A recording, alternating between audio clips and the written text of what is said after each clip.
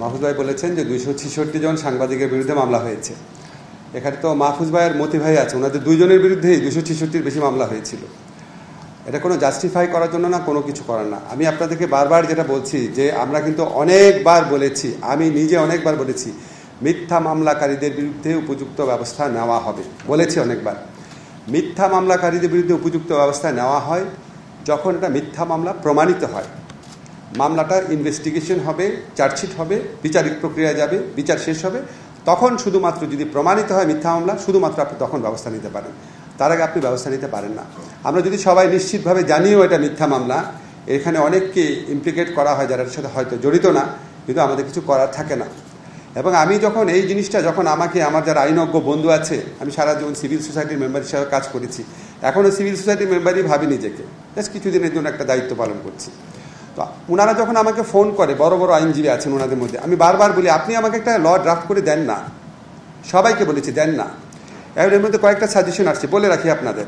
আমরা একবার চিন্তা করলাম যে পুলিশকে এফআইআর নেওয়ার আগে আমরা একটা প্রাইমারি ইনভেস্টিগেশনের দায়িত্ব দিব কিনা, ইনভেস্টিগেশন করার পরে আপনি এফআইআর করবেন। যখন আমরা গোল টেবিল বৈঠক করলাম বিভিন্ন এক্সপার্টদের নিয়ে, তখন অনেক এক্সপার্ট আমাকে বললো আপনি তো ভাই পুলিশের 2 বার হ্যারাস করার সুযোগ দিয়ে দিচ্ছেন। একবার হচ্ছে প্রিলিমিনারি তদন্ত করার সময় বলবে যে আপনার নাম কিন্তু এফআইআর দিয়ে দিব, আর বলছে এফআইআর করার সময় 2 বার দিয়ে দিচ্ছেন।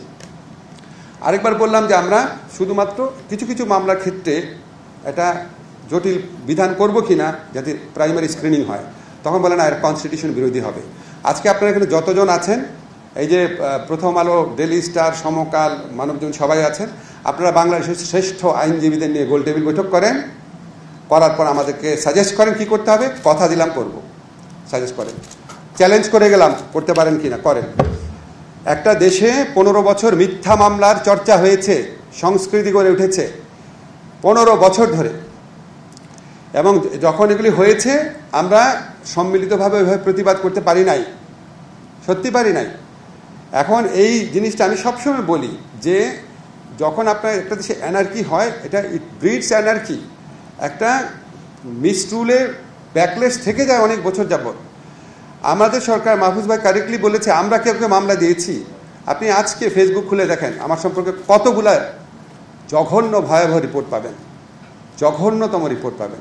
আমার স্ত্রীকে আমেরিকা পাঠিয়ে দিয়েছি 4 বার, সে নাকি আমেরিকা সেটেল করেছে, 4 বার এরকম রিপোর্ট আসছে। আমরা কি মামলা করেছি কখনো? আমরা ডিজিটাল সিকিউরিটি অ্যাক্টের সমস্ত মামলা রহিত করেছি, চেঞ্জ করেছি, সরকারের থেকে যা করার করছি। আপনি যদি বলেন নিয়মিত 1 সপ্তাহ পর আমি হুঙ্কার দেবো, মিথ্যা মামলাকারীতে ছাড় নাই, আপনি দেখেন কোনো লাভ হয় কিনা। এটা একটা ব্যাধির মতো ছড়িয়ে পড়ে, আপনারা মুক্তিযুদ্ধ পরবর্তীকালে বাংলাদেশে দেখেছেন, সাথে সাথে সব কিছু শৃঙ্খলার মধ্যে আনা যায় না। আমি মনে আছে আমরা আওয়ামী লীগ আমরা যখন বলতাম, আমি নিজেও বলতাম যে আওয়ামী লীগ জনরোষের মধ্যে আওয়ামী লীগ যখন পতন হবে, পৃথিবীর কেউ ঠেকাতে পারবে না, লক্ষ লক্ষ আওয়ামী লীগের লোককে মেরে ফেলবে, বলতাম না আমরা? আমরা ভয় পেয়ে বলতাম না? কাজে আমরা তো জানতাম যে এরকম একটা পরিস্থিতিতে, এইরকম একটা খুনি একটা সরকারের পতনের পরে মানুষের সাইকিস নর্মাল থাকে না, সব কিছু নিয়ন্ত্রণ করা যায় না। তারপরও এটার মানে এটা না যে মিথ্যা মামলাকে আমরা এনকারেজ করি, আমরা প্রচণ্ড ভাষায় নিন্দা করতে চাই। যারা মিথ্যা মামলা করে তারা শেখ হাসিনার পর্যায়ভুক্ত to some extent. Sheikh Hasina মিথ্যা মামলা করতো, তা আমি শেখ হাসিনাকে সরালাম শেখ হাসিনার যে ভাইসেসগুলো আছে, খারাপ জিনিসগুলো আছে, সেগুলি ইন্টারনালাইজ করার জন্য। মিথ্যা মামলাকারীদের প্রতি প্রশ্ন আমার থাকলো, এই ধিক্কার থাকলো। আমাদের পুলিশকে কঠোরভাবে নির্দেশ দেওয়া আছে যে সাবস্ট্যান্টিভ প্রুফ না পেলে কাউকে গ্রেফতার করবেন না। 266 জনের মধ্যে মামলা হয়েছে, কয়জন গ্রেফতার হয়েছে? 10 জন হয়েছে নাকি আমার সন্দেহ। এই ভালো দিকটা দেখবেন না। মাহফুজ ভাই বললো যে মামলা করার কারণে সাংবাদিকরা ভীত সন্ত্রস্ত, ঠিকমতো সাংবাদিকতা করতে পারছে না।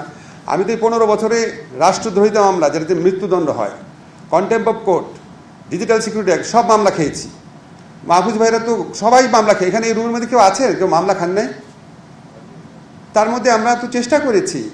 এবং আপনি যখন এই স্পষ্টভাবে দেখছেন মামলা হওয়া মাত্র পুলিশ গ্রেফতার করতে যাচ্ছে না, স্পষ্টভাবে দেখছেন।